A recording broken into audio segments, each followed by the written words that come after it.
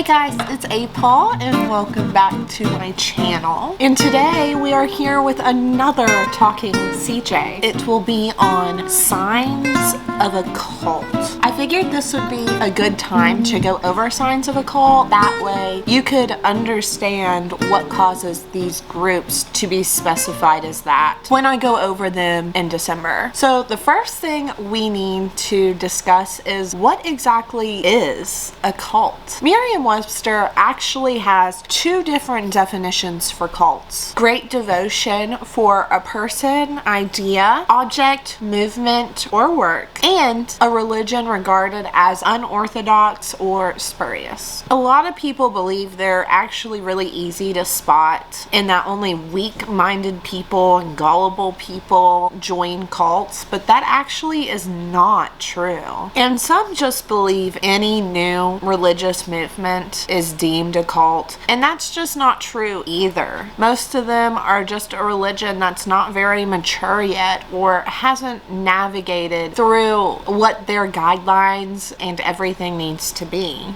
But the one thing about cults is historically they've always been with us somewhere in society. So there are some safe cults and destructive cults. So the biggest concern in society when it comes to cults is the potential of danger to society or the members themselves. But in a safe group, leaders don't mind answering any types of questions you have and to get as specific as they need to be. This includes money-wise, what the group is spending funds on, and they're deemed to kind of tell you more than you want to know. They encourage critical thinking and your identity, and they really try to help build your self-esteem. And they encourage you and show you where to research things yourself. They want you to form your own opinion on how you feel about things. Safe groups are usually deemed to be democratic about decision making and encourage accountability. They want you to be able to call these leaders out for things that they're doing wrong. That way they can grow and fix the things they need to fix. They like to admit failings and mistakes to teach them how to be better. And they encourage you to give them constructive criticism and advice. They absolutely want you to have a relationship with your family and friends, even if it's outside of this group or religion or whatever you're in. And there might be former members that aren't the happiest with the group, but the leaders and most of the congregation doesn't really have to dog them all the time and trash them. They understand that this wasn't for them, and that's okay. And another big thing to look for is to make sure that the group you're joining doesn't have a lot of bad press or a bad reputation. But these destructive groups, wild. Most of the time they are dishonest from the beginning, and you find out that you have a bunch of instant friends, people that are just like obsessed with you out the gate. They seem very genuine at first, but it's a manipulation to get you to want to join or almost be guilted into joining. But usually they reveal who they really are later. There's a lot of lying in destructive groups, especially when it comes to the intent, and the group just seems very elitist. They have the solution to all the world's problems, and the leader is just insane too. They usually start off pretty small, like public speaking, teacher, or something along those lines, and they kind of build themselves up to this cult leader, especially once they realize that people really like listening to them talk about this. Most suffer from narcissism and psychosis, and they're really good at convincing people to follow them because they just have these needs to be filled. They need to be followed, they need to be loved, and they need to be feared. And they're just overall usually pretty delusional. They come up with like nicknames for themselves that just nobody really would, I think, choose for themselves, such as like prophet and messiah, messenger, president, and even God. Just like a nickname to make you think they are so much bigger than they really are. And usually these cults believe all their delusions of this leader. And it's actually a diagnosable condition called shared psychotic disorder. Now, the destructiveness of the cults do vary by group, but some of the most common ones are labor violations, child abuse, medical neglect, extreme and isolated situations, calls for violence, and mass suicide. So how can you tell you're in a cult? What are the warning signs? They do have something called the BITE model: behavioral control, information control, thought control, and emotional control. And these are really used to help decide whether someone has joined a cult. Okay, first we are going to go over behavioral control. The first sign for behavioral control is the fact that someone is trying to dictate with who, where, and how the members live or associate with other people. The leader will usually talk pretty negatively about family members or friends that might not be in the group or interested at all. And this is to help isolate you from these people. And the increased isolation really helps this leader control you mentally. They try to isolate you even from members in the group sometimes, because like I said, isolation is the best way to control someone mentally. Some groups are deemed to have even regulated people's diets into forced fasting, because when you're hungry, you kind of lose control of emotion sometimes. You know, people get angry, people, you know, just get emotional and stressed if they don't eat. Like, a lot of things mentally can happen to you if you're starving. They can even go as far as trying to regulate what kind of food you eat. Depending on if you're lacking any type of nutrients, that affects you differently. That one's not as common as forced fasting, but I have seen it when researching cults. They are obviously very manipulating. They try to recruit you by saying, you'll know the truth and we'll tell you all this stuff once you join the group and see for yourself. And it's like they have scripted conversations, not necessarily like anything's coming from the heart. It's like they've practiced it in front of a mirror 1,000 times. And most of the time, it's things that sound exactly what the leader says. Some groups will deprive you from sleep, just like the forced fasting. If you're sleep deprived, your emotions are all over the place. So it's pretty easy to control your behaviors and control you mentally if you can't even get a hold of your emotions. Part of the group is also being very financially dependent on the group. You end up giving a lot, if not all, of your money to this said group, and it just seems that the leader is living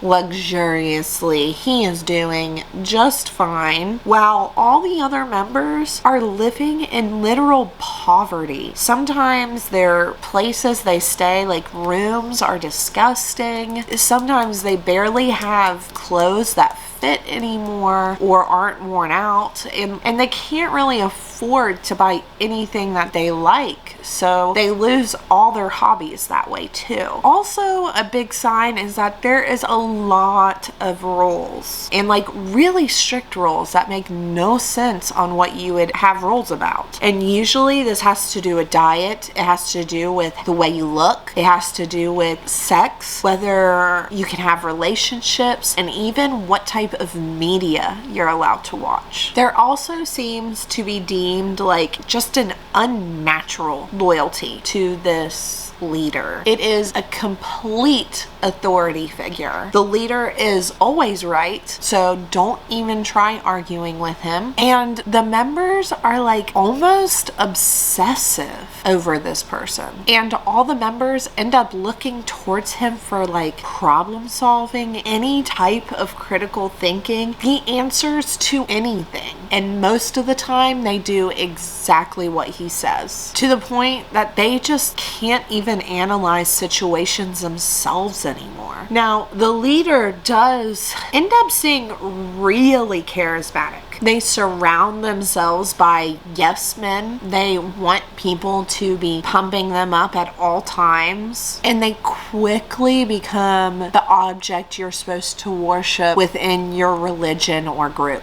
Next one we are going to talk about is information control. They only tell you what you need to know or are ready to swallow. They don't ever tell you the truth. They use a lot of blatant lying or not telling you the whole truth and just never giving you the full information of anything that you're wondering about. They really discourage any type of access to information that is bad about the cult or just media in general they don't approve of. And it's a really bad sign when they start making their own information the only thing valuable to the group. And another big one is they just refuse to talk about any financial decisions they really make. They do not want members to know how this group is spending their money. And they're just really aggressive when it comes to recruiting. So next one is thought control. They use brainwashing. Everything that this cult decides is truth, and they will make you believe that. And the things they use to brainwash you: